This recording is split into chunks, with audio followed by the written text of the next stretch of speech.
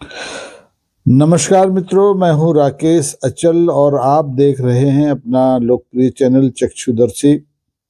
चक्षुदर्शी में अगर आप पहली बार हैं तो आपका हार्दिक स्वागत है। आपसे अनुरोध है कि आप इसे सब्सक्राइब कर दें और जो पुराने साथी हैं उनसे अनुरोध है कि अगर वो इस चैनल की आर्थिक मदद करना चाहते हैं, वैकल्पिक पत्रकारिता को अपना संरक्षण देना चाहते हैं, तो इसकी मेंबरशिप ले लें। और सुपर थैंक्स है, सुपर क्या कहते हैं, और जो व्यवस्थाएं हैं उसके जरिए भी आप इसको आर्थिक मदद पहुंचा सकते हैं। आर्थिक मदद से अब हटकर चलते हैं ऐसी एक योजना की ओर जो इस समय हिंदुस्तान भर में डबल इंजन की सरकार, जितनी भी चल रही हैं सरकारें चल रही हैं, उनके गले की हड्डी बन गई है। दोस्तों, ये योजना आप सब जानते हैं, हो सकता है आपके घर में भी इस योजना का कोई लाभार्थी हो। ये योजना है मध्य प्रदेश में जन्मी योजना, लाडली बहना योजना।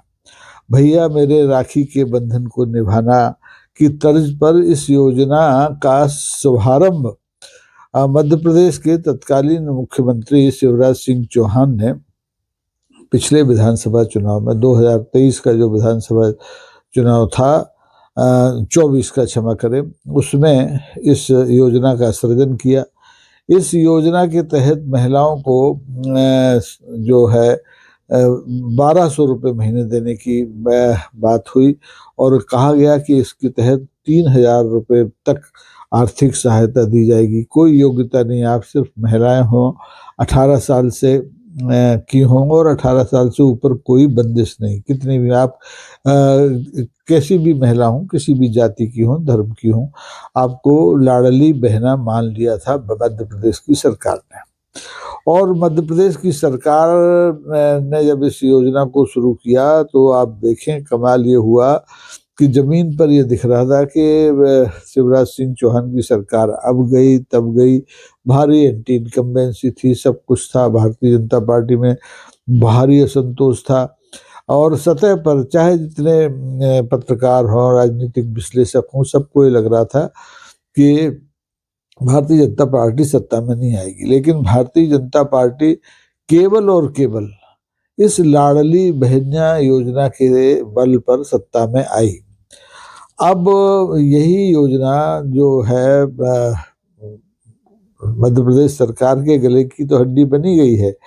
दीगर राज्यों में जहाँ के इस तरह की योजनाएं शुरू की गई सरकारों के द्वारा, उनके गले की भी हड्डी बन गई है। अब निश्चित तौर पर दोस्तों, ये योजना जो थी लाडली बहना योजना एक चुनावी चमत्कार थी, एक जादू था, एक मिरेकल था।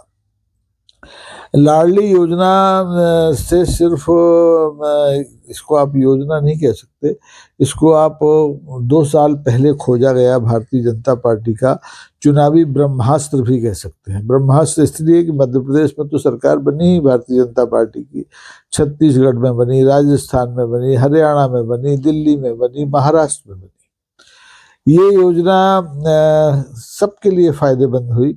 झारखंड में भारतीय जनता पार्टी की सरकार नहीं बनी, लेकिन झारखंड मुक्ति मोर्चा की सरकार बनी, क्योंकि उन्होंने इसी योजना का नाम बदल करके उसको शुरू किया और ज़्यादा पैसे दिए। तो वहाँ पर भारतीय जनता पार्टी का जादू नहीं चला। यानी पिछले कुछ वर्षों से, 2-2.5 वर्षों से ये ट्रेंड बन गया है कि राजनीतिक दल महिलाओं को सीढ़ी बनाकर सत्ता में आता है। आप देखें, बिहार में ताज़ा उदाहरण है, वहाँ तो 10,000 रुपया महिला वोटरों को दिए गए और वहाँ भी वोट चोरी के सघन अभियान और आरोपों के बावजूद भारतीय जनता पार्टी के नेतृत्व का गठबंधन सत्ता में आया और लगातार आगे बढ़ रहा है। लेकिन अब जैसे बंगाल में है, वहाँ ये योजना मुझे लगता है उतना काम नहीं करेगी, लेकिन असम में ये योजना काम कर सकती है। असम की सरकार ने भी लाडली बहना योजना की तर्ज पर एक योजना बनाई है और महिलाओं के खाते में चुनाव होने से पूर्व 8-8 हज़ार रुपये सीधे भेजने की व्यवस्था कर दी है। तो इस तरह से ये योजना बड़ी महत्वपूर्ण योजना है। मध्य प्रदेश की ही मैं बात करूँ तो मध्य प्रदेश में इस योजना पर हर महीने 48,000 करोड़ रुपया खर्च होता है और इससे करीबन 1.5 करोड़ महिलाएं, 1,25,00,000 समझ लीजिए, 30 लाख कम बढ़ होती रहती हैं। ये योजनाएं, ये महिलाएं लाभान्वित होती हैं। लेकिन अब मजे की बात यह है कि इस अकेली योजना पर जितना पैसा खर्च हो रहा है, 48,000 करोड़, उतना ही मध्य प्रदेश सरकार का बजट है। यानी बजट के से ज्यादा अब सरकार पर कर्ज है। 48,000 करोड़ की इस योजना के मुकाबिल मध्य प्रदेश पर इस समय मेरे ख्याल से 4,64,000 करोड़ का कर्ज है। सरकार को हर महीने 2,000, 4,000, 5,000 करोड़ का कर्ज केंद्र सरकार से लेना पड़ता है। और चूंकि सरकार चलानी है, डबल इंजन की सरकार है, तो केंद्र सरकार को भी पैसा देना पड़ता है, प्रावधान है, दिया जाता है। लेकिन सरकार पसोपेश में है कि इस योजना को आखिर कब तक चलाया जा सकता है। उधार का घी ले लेकर कब तक अपनी बहनाओं को, लाडली बहनाओं को पिलाया जा सकता है। तो अब सरकार ने क्या किया है कि गुपचुप तरीके से इस योजनाओं में शामिल महिलाओं की संख्या कम करने का अभियान छेड़ दिया है। मध्य प्रदेश में करीबन 5-6 लाख महिलाएं इस योजना से हटा दी गई हैं। कुछ को KYC के बहाने से हटा दिया गया, कुछ को कह दिया गया है कि अगर वो 60 साल की हो गई हैं तो वो इस योजना का हिस्सा नहीं हो सकती, उनके लिए दूसरी योजनाएं जो चल रही हैं उसके तहत वो लाभ लें। अब इस तरह से कतर ब्योंत चल रही है लाडली बहनाओं की इस योजना में नामों की। अब ये लाडली बहनाएं वो जो सौभाग्यशाली हैं इसमें बचेंगी, और जो इससे हटा दी जाएंगी उनके सौभाग्य का भगवान ही मालिक है।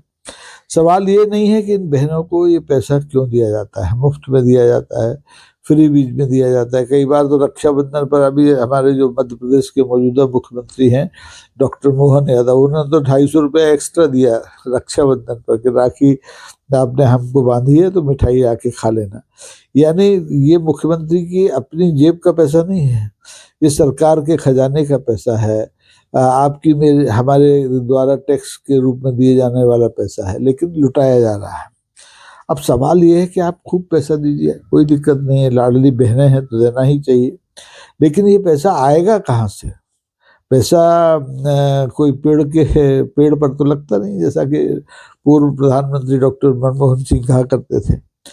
तो जब पेड़ पर पैसा लगता नहीं है तो आप कर्ज से पैसा ले करके इस तरह की योजनाओं को कब तक सुचारू रूप से चला पाएंगे, ये सबसे अहम सवाल है।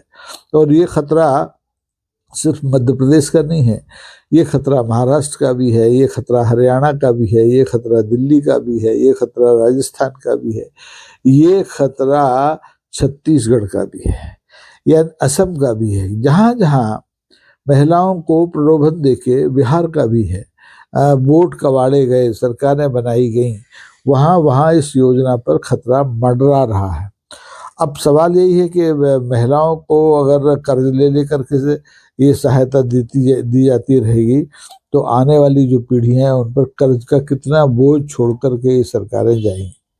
तो लाडली बहना ने सत्ता दिलाई है, इस बात में किसी को कोई संदेह नहीं है, लेकिन अब यही योजना सरकार के गले की हड्डी बन गई है, सरकार की परीक्षा ले रही है। अब प्रश्न ये है कि सरकार आखिर अपनी वादे को निभाए कैसे, जो वादा किया है वो निभाना पड़ेगा। ये पुराना एक गाना है। तो अब ये जो वादा सरकार ने लाडली बहनों से किया है, इसको निभाने के लिए अब सरकारें कहाँ से कर्ज लाएंगी, नए टैक्स लगा नहीं पाती, सरकारें आत्मनिर्भर किसी भी प्रदेश की हैं नहीं, संसाधनों की लूटपाट चल रही है, वो बड़े बड़े धन्ना सेठों के हाथ में चले जाते हैं, और फ्री बीज, ये योजना फ्री बीज में आती है। तो इस तरह की योजनाएं चलाना भी सरकार की मजबूरी है, क्योंकि सत्ता में आना है। अब फैसला किसको करना है? फैसला मतदाता को करना है। उन मतदाताओं में लाडली बहनें भी शामिल हैं, उन मतदाताओं में लाडली लक्ष्मियां भी शामिल हैं।